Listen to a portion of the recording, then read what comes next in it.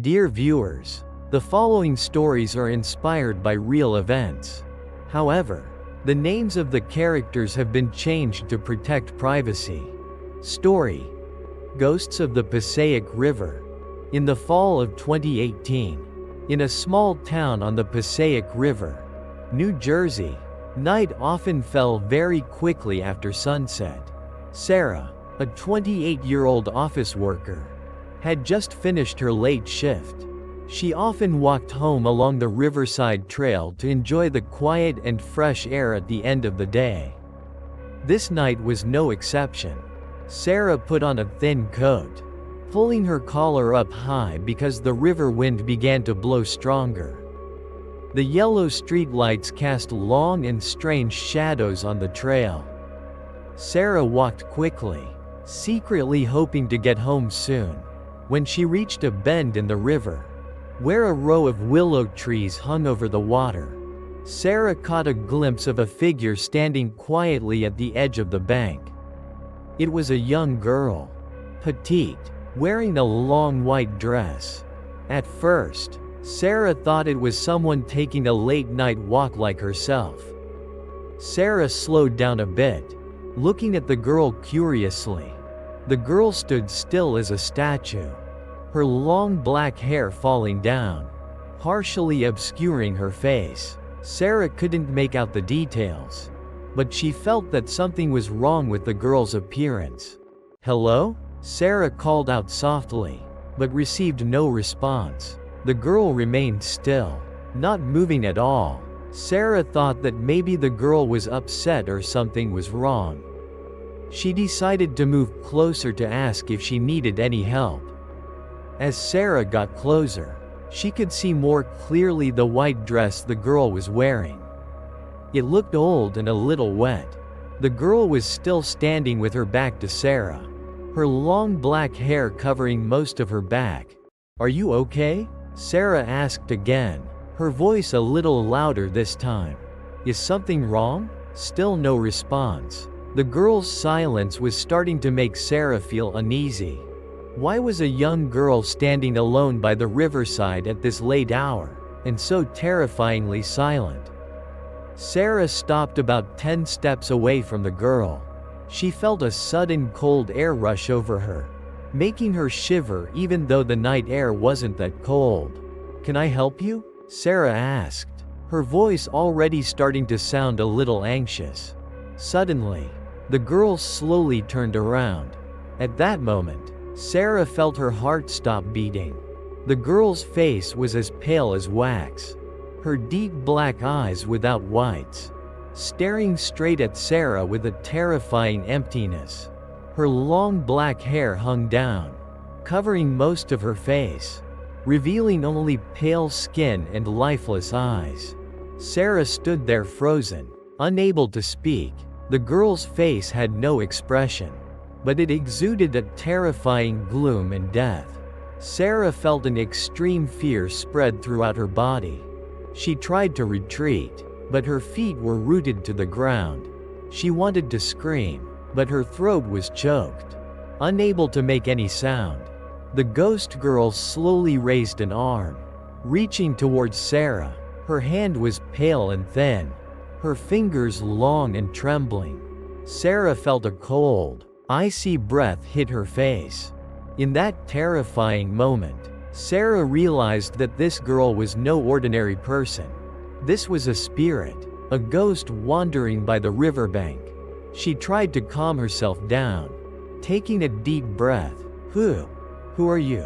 Sarah stuttered, her voice trembling. The ghost girl did not answer, just staring at Sarah with lifeless eyes. But in those eyes, Sarah saw a deep sadness and an extreme loneliness. Suddenly, the ghost girl opened her mouth slightly, and Sarah heard a faint whisper, like the wind whistling through the leaves. The whisper sounded like a plea, but Sarah couldn't make out what she was saying. She tried to move a little closer, wanting to hear more clearly, but a strong sense of danger stopped her. She felt a gloom and sorrow enveloping this ghost. The ghost girl was still standing there, looking at Sarah with sad eyes. Then slowly, she raised her hand to touch her chest, as if trying to express some kind of pain. Then, something strange happened. The ghost girl's figure slowly faded, as if melting into the air. In just a few seconds, she had completely disappeared, leaving Sarah standing alone in the cold dark night by the riverbank. Sarah stood there, stunned, unable to believe what she had just witnessed. She knew that her life would never be the same again. From that night on, every time she came home late from work, she always felt a gaze following her from the deserted riverbank. After the ghost disappeared, Sarah stood there, frozen, her heart still pounding in her chest. She felt a strange coldness envelop her. Not just the cold of the autumn night. She looked around, but saw nothing, only the black river flowing rapidly beside her. I really saw a ghost?" Sarah whispered, her voice lost in fear. She had never believed in the supernatural. But what had just happened had completely shattered all her beliefs. Sarah quickly turned around and ran back home. She didn't dare look back at the riverbank, feeling as if the ghost girl's soulless eyes were still watching her in the darkness. When she got home, Sarah quickly locked the door and curtains. She turned on all the lights in the house, as if the light could dispel that terrifying ghost. She plopped down on the sofa, breathing heavily, trying to calm down. What just happened? Why is there a ghost there? A series of questions appeared in Sarah's mind, but she couldn't find the answer. She only knew that she had seen something terrible. Sarah tried to call her friends to tell them about this, but then she hesitated. Who would believe her? They would probably think she was hallucinating because she worked too late. In the end, Sarah decided not to tell anyone. She was afraid that people would think she was crazy. She just wanted to forget about this and try to live a normal life. But the following nights, on her way home late from work, Sarah saw the ghost girl standing in the same place by the river. Every time, the girl wore a long white dress. Her black hair fell down to cover her face. Standing silently looking out at the river, Sarah tried not to look at her. She walked faster, sometimes even ran past that stretch of road. But no matter how hard she tried, she could still feel the cold presence of the ghost. One night, when Sarah got home from work later than usual, the riverside path was deserted and darker than ever. The dim street lights were not enough to dispel the dense darkness. As she approached the familiar bend, Sarah tried not to look toward the riverbank, but a strange urge made her unable to resist. She glanced over, and she saw the ghost girl still standing there. This time, something was different. The girl was no longer standing with her back to Sarah, but was standing sideways, as if looking down at the river. Sarah felt a mixture of curiosity and fear rise within her. She stopped, staring at the ghost. The dim moonlight shone down, illuminating the girl's pale face. This time, Sarah could see the features of her face more clearly. The girl's deep black eyes were still lifeless, but the corners of her eyes were red, as if she had just cried a lot. Her thin mouth opened, and Sarah heard a faint whisper again. "Help me." This time, Sarah heard it more clearly. The ghost girl was begging for help. Sarah felt a surge of sympathy in her heart. Although she was still very scared, she could not ignore the ghost's plea. "What do you want me to help you with?" Sarah asked softly, her voice trembling. The ghost girl slowly pointed towards the river, her pale and thin fingers trembling in the air. Sarah looked in the direction the girl pointed. The river was black and swift. "Nothing special," the ghost girl whispered again, her voice becoming weaker and weaker. "Find my child." Sarah was startled. Child? This ghost girl was looking for her child? What happened to her and her child? A series of questions appeared in Sarah's mind. She felt that she needed to find out more about this. Maybe that was why the girl's soul was still wandering here. Sarah decided to find out about the accidents or disappearances that had happened in this part of the river. She hoped to find some information about the ghost girl and her child. From that night on, Sarah was no longer afraid when she saw the ghost girl. Instead, she felt a deep compassion and a determination to help the poor soul rest in peace. Every night on her way home from work, she would look toward the riverbank, waiting for a familiar figure to appear, hoping for more clues to solve the mystery. The next day, Sarah decided to spend her free time researching disappearances or accidents that had occurred along the Passaic River. She started by searching the internet, typing in keywords like Passaic River disappearances, Passaic River accidents, and Passaic River ghost. A series of results appeared, mostly anecdotal stories and discussion forums about strange phenomena. Sarah read article after article, trying to find any information that might relate to a young woman and a child. However, most of the stories were vague and lacked specific details. After several hours of futile searching online, Sarah decided to visit the local library. Perhaps there were old records there, or archived newspaper articles that could provide more information. At the library, Sarah went to the old newspaper archives. She asked the librarian for help finding articles related to disappearances or accidents that had occurred on the Passaic River over the past few decades. She patiently flipped through the yellowed pages, reading the faded text. Stories of tragic drownings, boating accidents, and even mysterious murders gradually appeared before Sarah's eyes. But among them, she still hadn't found any information about a young woman who had gone missing with her child. Sarah felt a little disappointed, but she didn't give up.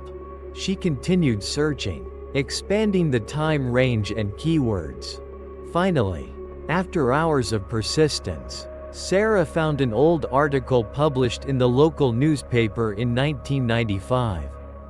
The headline of the article made her heart ache. Woman and son mysteriously disappear after riverside picnic. Sarah hurriedly read the article. It was about a young woman named Emily and her 5-year-old son, Liam, who went on a picnic by the Passaic River on a sunny weekend.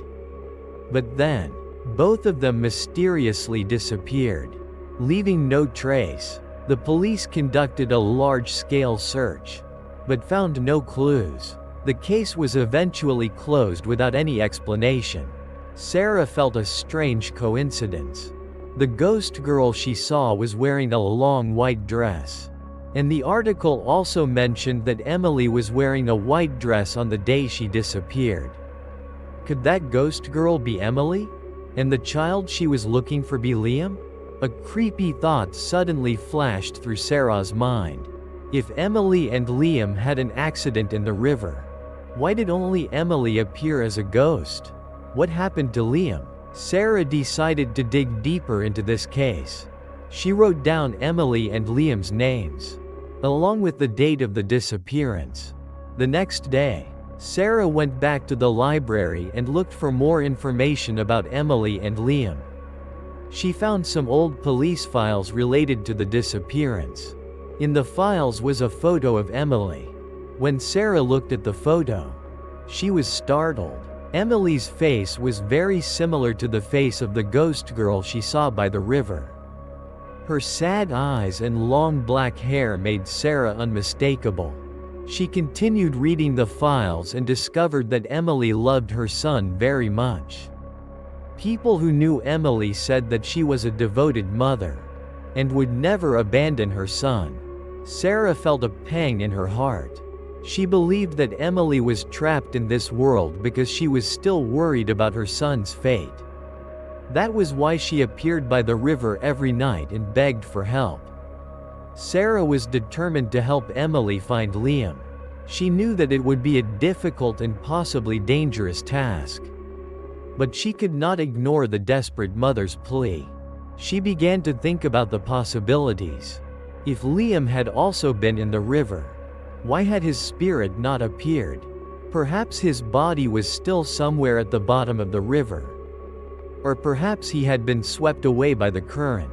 Sarah decided to return to the river tonight, hoping to meet Emily again and ask her for more information about Liam. She felt a strong urge, as if there was an invisible thread connecting her to the soul of the grieving mother. As night fell, Sarah grabbed a flashlight and walked to the riverbank. The air was colder than usual, and mist was beginning to cover the water. Sarah felt a little uneasy, but she kept walking. When she reached the familiar bend, Sarah saw Emily's silhouette standing at the edge of the bank. The ghost girl was still wearing her long white dress, her black hair falling down, obscuring her face. "Emily?" Sarah called softly. The ghost girl slowly turned around, her deep black eyes looking straight at Sarah. This time, there was not only sadness in her eyes, but also a glimmer of hope. "I've been looking into you and your son," Sarah said, her voice soft. "I know what happened." Emily nodded slightly, another black tear falling from the corner of her eye. "I'll help you find Liam," Sarah continued, her voice full of determination. "I promise." The ghost girl looked at Sarah for a long time, then slowly pointed to the river, where the water flowed swiftly and darkly. Sarah felt an ominous premonition. Perhaps the secret of Liam's fate was hidden deep under the cold water.